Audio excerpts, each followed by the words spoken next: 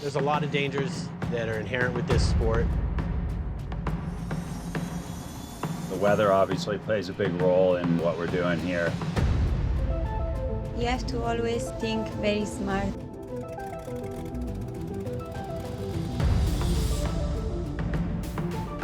There's something special going on. You feel the mountain pulsing energy.